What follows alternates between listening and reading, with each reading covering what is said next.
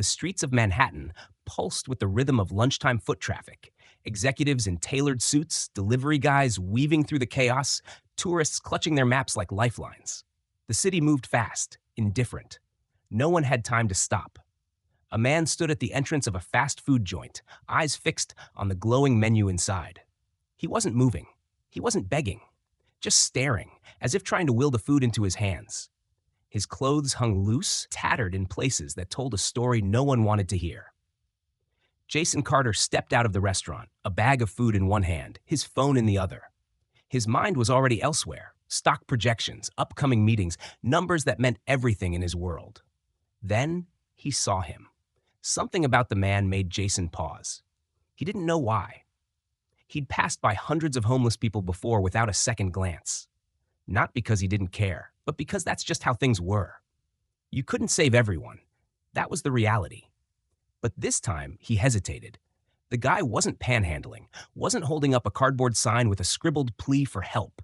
He was just standing there, locked in an internal battle with his own hunger. Jason took a step closer. "Here," he said, extending the bag. The man didn't answer. His eyes flicked up for a second, just long enough for Jason to register something beneath the exhaustion. A flicker of something he couldn't place. Then, cautiously, the guy took the bag, opened it, and bit into the burger like it was the first thing he'd eaten in days. Jason should have walked away. His driver was waiting. There was a meeting downtown that wouldn't start without him. But he didn't move. That flicker, something about it gnawed at him. And then, as the man lifted the burger for another bite, Jason saw it. A scar, a small, pale line on the inside of his left wrist. His breath caught. It was ridiculous, he told himself. There had to be a million people in the world with scars like that. It meant nothing. It was just an old injury, a childhood accident, a fight, a fall, anything. But Jason had seen that exact scar before, 15 years ago. And just like that, he was back in a different version of his life, in a cramped Brooklyn apartment with a 4-year-old boy who loved peanut butter sandwiches and building cities out of Legos. A boy who had once fallen off a chair, slicing his wrist open on a broken toy. A boy Jason had held in his arms that night, pressing a dish towel to the wound while waiting for the ambulance, whispering, "You're okay, kid. I got you." A boy who had vanished. Jason's world had shattered the night his son disappeared. He had left for a business meeting, just a few hours, just one deal that could change everything for their future. But when he came home, the front door was open, the babysitter in tears. His son was gone. 15 years of searching, of dead ends, of hope that turned into something he no longer had the strength to carry. And now, standing in front of him, scarfing down a burger like it was the only thing tethering him to this world, was a man with the same scar. Jason's fingers curled into a fist, his pulse hammering in his ears. He had to be wrong. He was wrong. This was just some random guy, another lost soul in a city full of them. But the feeling wouldn't let go. He cleared his throat. "What's your name?" The man looked up, wary. "Ryan. Just Ryan. No last name, no details." Jason swallowed hard. "Where are you from?" Ryan shrugged. "Nowhere." It was nothing. It meant nothing. But Jason had built an empire on instincts, and every instinct he had was screaming at him now. He wasn't walking away, not this time. 15 years ago, Jason Carter had believed in control. He believed that if he worked hard enough, made the right investments, played his cards just right, he could shape the world around him. He had built a life on that certainty, until the night his son disappeared. That was the night he learned that no matter how much control you think you have, life can take everything from you in an instant. The memory came back sharp and unforgiving. The apartment in Brooklyn, the flashing red and blue lights outside. The police officer with a notepad asking questions Jason had no answers for. The babysitter was hysterical, swearing she had just stepped into the bathroom for a minute, maybe two. There was no forced entry, no signs of struggle, just a door left ajar and an empty bed where his son should have been. He had searched. He had hired private investigators, contacted missing persons organizations, put up reward money. The first year, he didn't sleep. The second year, he barely ate.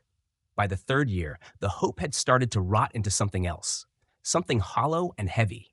He convinced himself that his son was gone, not because he wanted to believe it, but because he had to. because waking up every day believing otherwise would have killed him. And now, here was this man. This homeless drifter with a name that didn't tell him anything, a past he refused to share, and a scar Jason couldn't stop looking at.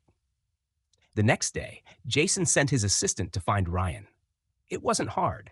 He was back at the same fast food joint, loitering outside, but not asking for anything. Jason had seen this kind of thing before. People who had been on the streets too long stopped expecting kindness. His assistant approached carefully, offering something small, a cup of coffee, a chance to talk. Ryan didn't take the coffee, but he didn't walk away either. Eventually, he agreed to meet Jason at a nearby diner. Nothing fancy, just a place where they wouldn't draw too much attention. Jason didn't waste time. "Where did you grow up?" Ryan shrugged. "Nowhere, really." Jason studied him, trying to piece together the years between then and now. "You must remember something. A school? A town?"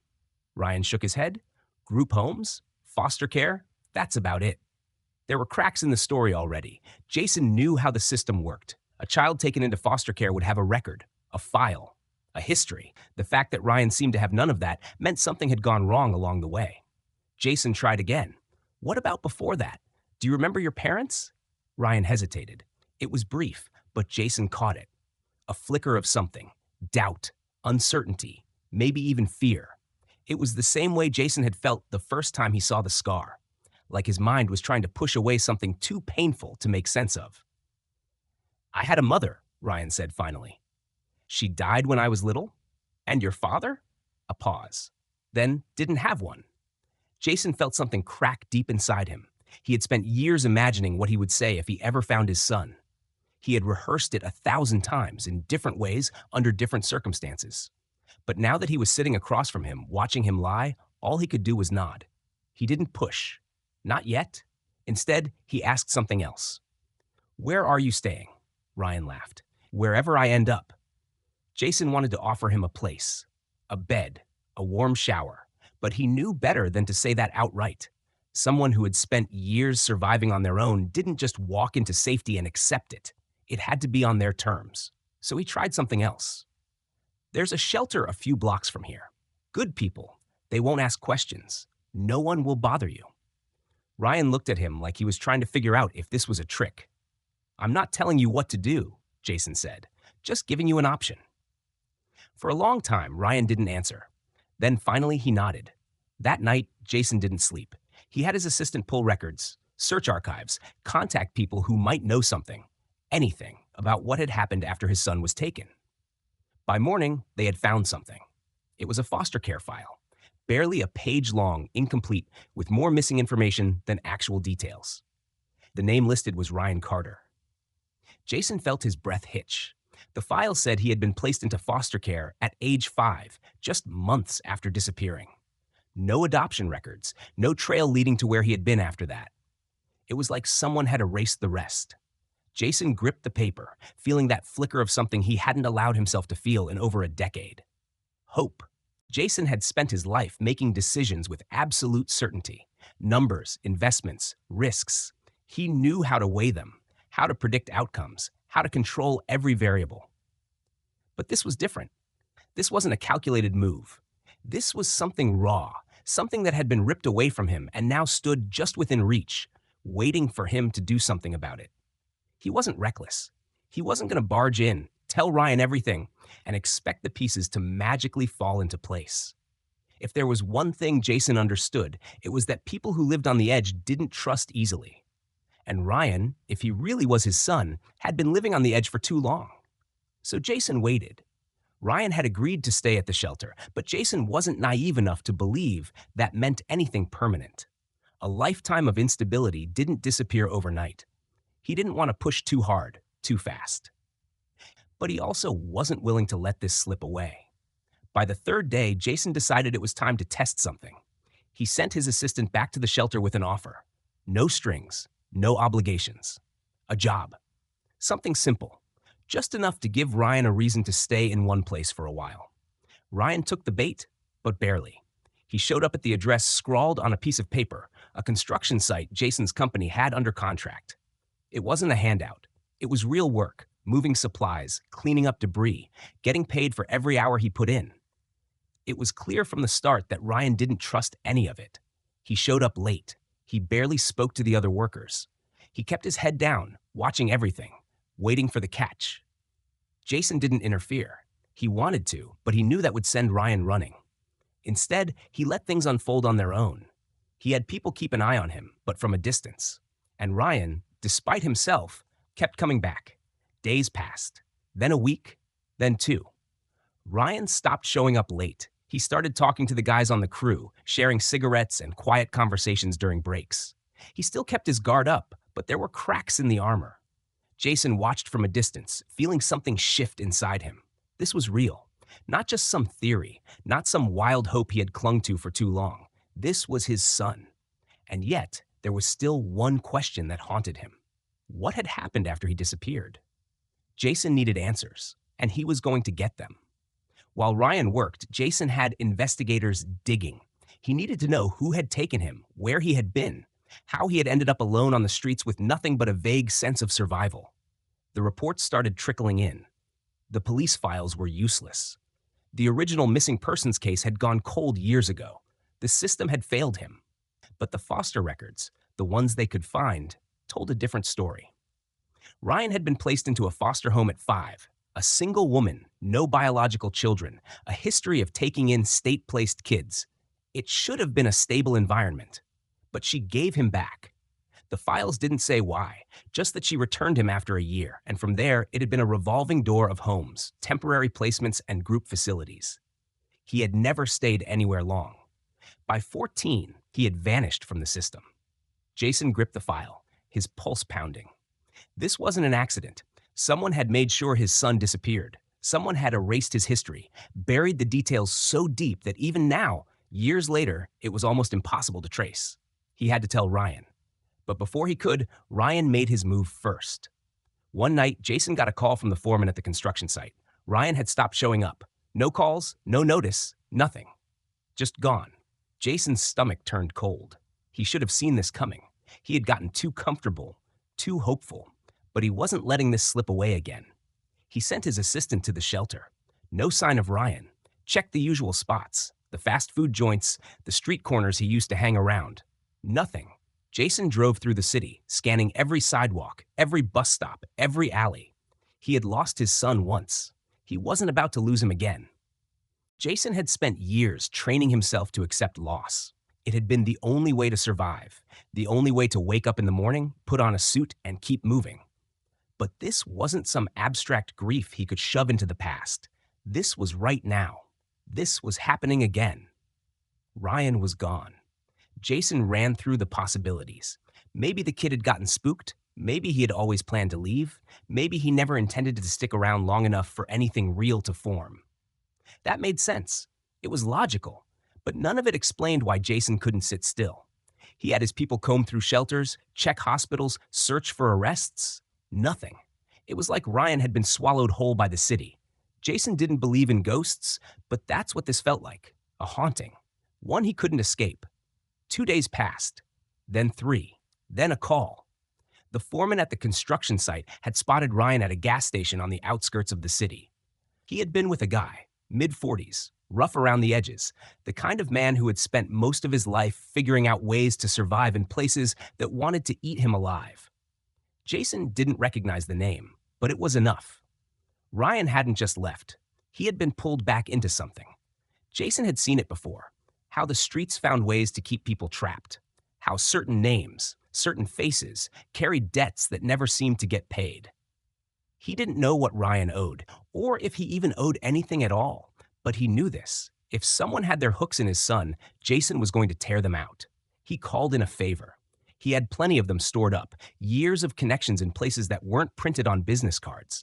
By that evening, he had a location, a rundown motel, the kind of place that smelled like regret and bad decisions. Jason didn't wait. He didn't send someone else to handle it. This was personal. When he got there, he didn't knock. He pushed through the door and found Ryan sitting on the edge of the bed, his head down, that same flicker of exhaustion in his eyes Jason had seen the first time they met. The man sitting across from him barely reacted. Mid-40s, beard unkempt, a cigarette burning down between 2 fingers. Jason didn't ask permission. He didn't introduce himself. "You're coming with me," he told Ryan. Ryan exhaled slowly, like he'd already made peace with whatever was happening. "I can't." Jason had prepared himself for resistance. But not for that. Not for the way Ryan said it, like it was already over. The man with the cigarette leaned back, amused. "The kid's got obligations." Jason's hands clenched at his sides. He had seen men like this before, the kind who found lost kids and turned them into leverage. He could guess how it happened. Ryan had lived too long in the cracks of the city, and the city never let go without a fight.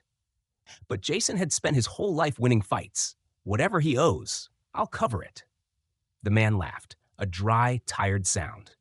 "That's not how this works." Jason didn't care how it worked. He didn't care about whatever twisted sense of loyalty Ryan thought he had to this guy, or how deep the damage ran. He only cared about one thing. "He's coming with me." Ryan shook his head. "You don't understand." "I understand more than you think," Jason cut in. "You don't owe him. You don't owe anybody." Silence. The man with the cigarette looked between them, then sighed like this whole thing had become an inconvenience.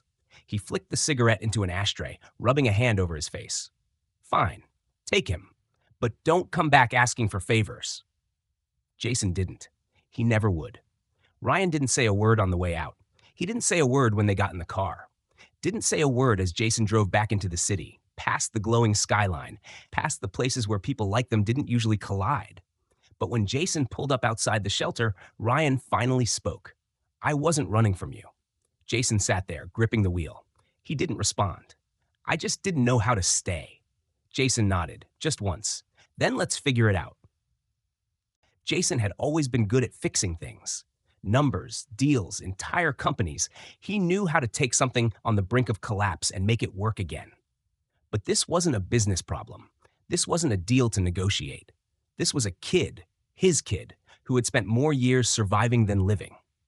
And Jason didn't know how to fix that. Ryan didn't bolt again. That was something. He stayed at the shelter for a few more nights, showed up to work at the construction site, didn't disappear into the city the way he had before, but he kept his distance. Jason didn't push, he watched. The way Ryan never took more than what he needed. The way he didn't talk much, but always seemed to be listening.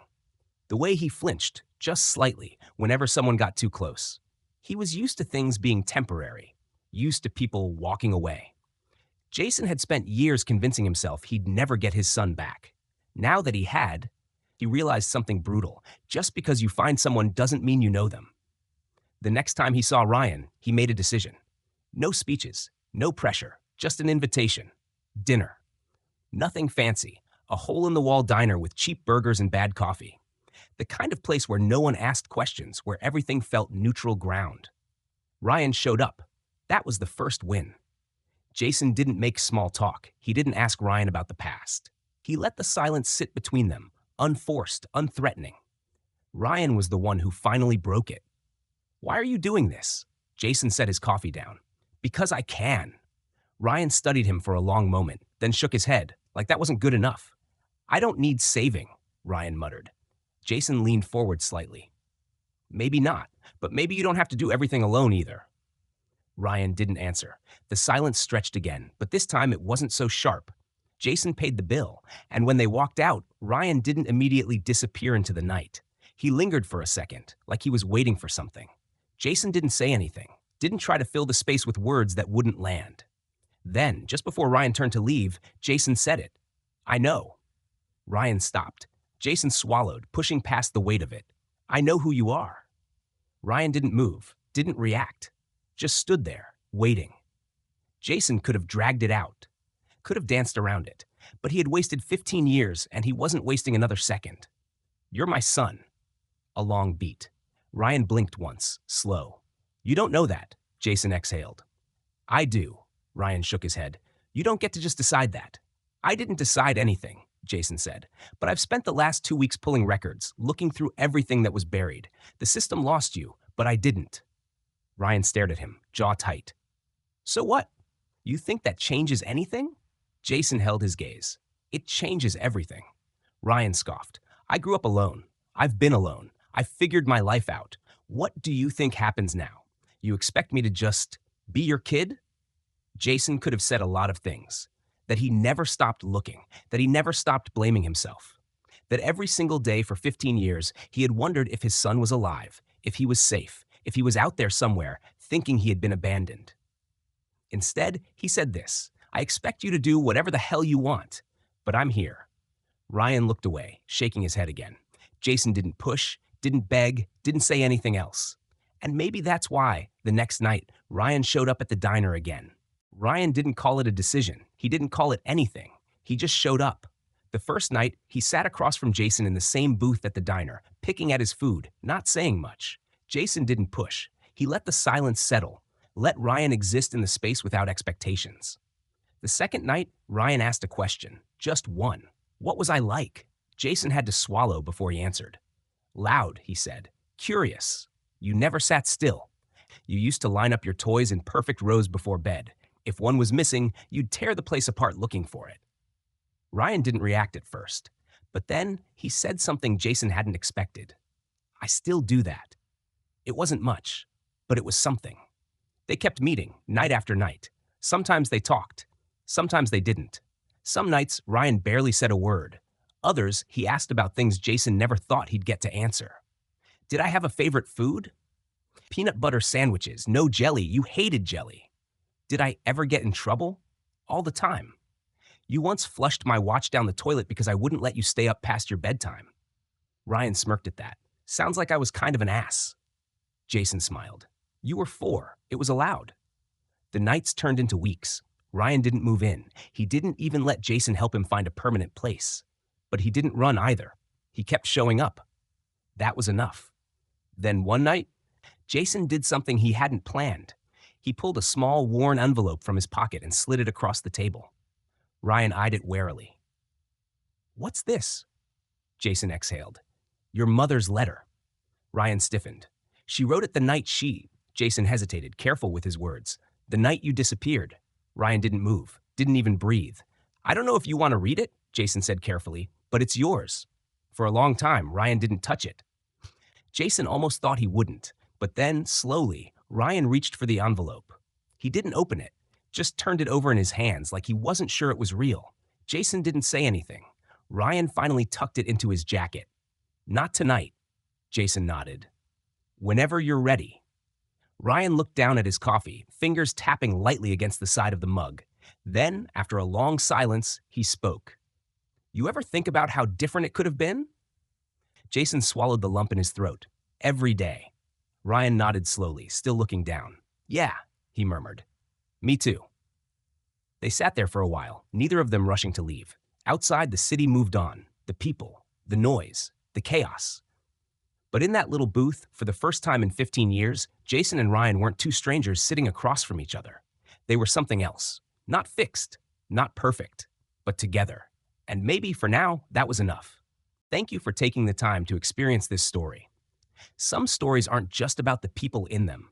They're about all of us. They remind us that no matter how much time has passed, no matter how broken things may seem, connection is always possible. If this story resonated with you, if it made you pause and reflect, then it has done its job. And if you know someone who might need to hear it, don't hesitate to share it. Your support means everything.